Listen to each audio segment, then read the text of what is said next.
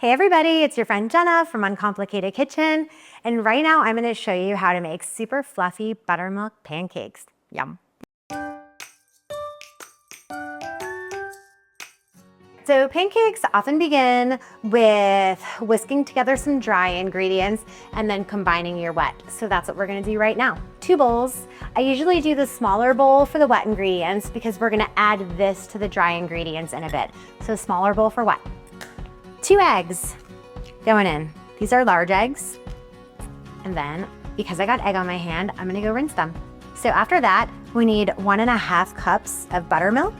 This is a whole milk buttermilk, so it is very thick. And now we gotta whisk those 2 things together until it's frothy. It's really gonna take a bit of effort. So I'm gonna stir a little bit, and then we're gonna whisk.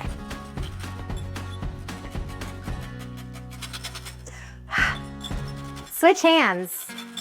Need about a minute of doing this. Now I'm gonna add 3 tablespoons of oil. I'm using canola oil here. You want something neutral flavored. And then if you like, a little vanilla. A teaspoon should do it, but you can omit it if you prefer. Now I'm just gonna whisk this back together just to combine it. We're gonna do 1.5 cups of all-purpose flour. All right. Then we need a 1/2 cup more. 2 teaspoons baking powder going in. The baking powder is going to give our pancakes that nice fluffy lift. And now for 3/4 of a teaspoon of salt. I use kosher salt for everything. It is a bit coarser, but it works just fine. Now this is completely optional, but I love cinnamon, and so I'm gonna add 2 teaspoons of cinnamon in here. Finally, 2 tablespoons of granulated sugar. Okay, that's it for the dry ingredients. We just need to mix them together and then we'll be ready to combine. All right, looks good. Beautiful. And the next thing we need to do is we need to add our wet ingredients to the dry ingredients, not the other way around. I do this while I'm whisking the whole time. Remember, you want to get this all mixed together until it is just combined. Some small lumps are okay. I'm just adding a little bit of milk here to loosen up this batter. Our buttermilk, because we used whole milk buttermilk, is so thick that I think it could use a little thinning out. So the next thing we need to do is preheat a griddle or a pan. I have this electric griddle and it can handle a lot of pancakes, so this is what I'm using, but you can use whatever you have. My griddle is preheating to about 350, but you can go as high as 375 on this. All right, a little browning of butter is not bad. That just tastes toasty and yummy.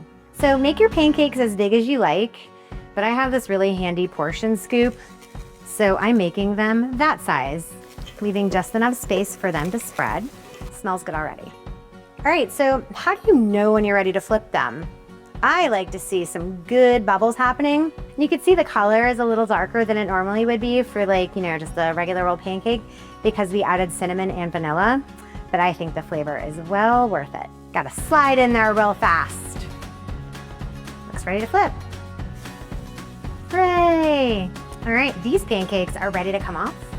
We're gonna get a little jazzy with the next round. And then when they're almost ready to flip, we have some cut up banana and a few chocolate chips, and we are gonna add that in just before the flip. These flavors combine with that cinnamon, yum. Yeah, pretty good. Tuck them back under there. You gotta quickly get all up under there. Gorgeous, look at that one. These do take a little longer to cook because we do have a banana barrier. Well worth the wait in my humble opinion. Oh yeah, these look